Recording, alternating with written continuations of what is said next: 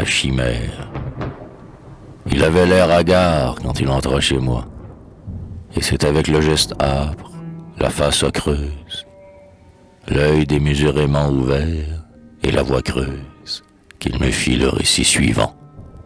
Figure-toi que j'errais au hasard comme à mon habitude, enroulé dans mon spleen ainsi qu'en un linceul, ayant l'illusion d'être absolument seul au milieu de l'opaque et rauque multitude.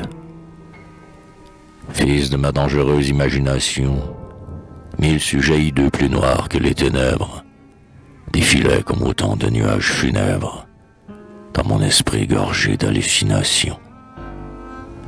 Peu à peu, cependant, maîtrisant la névrose, j'évoquais dans l'essor de mes rêves câlins un fantôme de femme au mouvement félin qui voltigeait, tout blanc sous une gaze rose.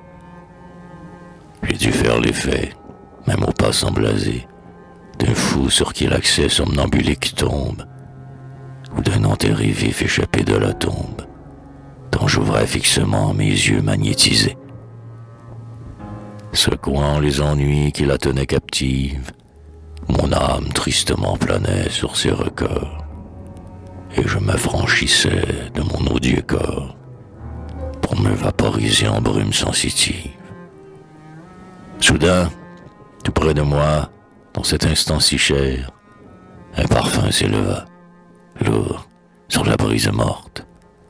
Parfum si coloré, d'une strideur si forte, que mon âme en revint s'atteler à ma chair.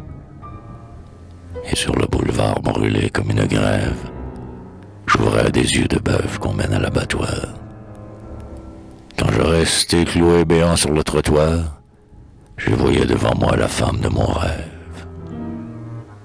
Ah, c'était bien son air, sa taille de fuseau. À part la nudité miroitant sous la gaze, c'était le cher fantôme entrevu dans l'extase, avec ses ondoiements de couleuvres et d'oiseaux.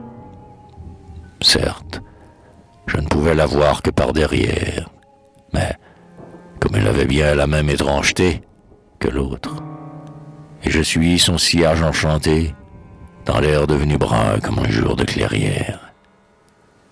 Je courais, angoisseux et si loin du réel, que j'incarnais déjà mon impalpable idole, dans la belle marcheuse aux frissons de gondole, qui glissait devant moi d'un pas surnaturel.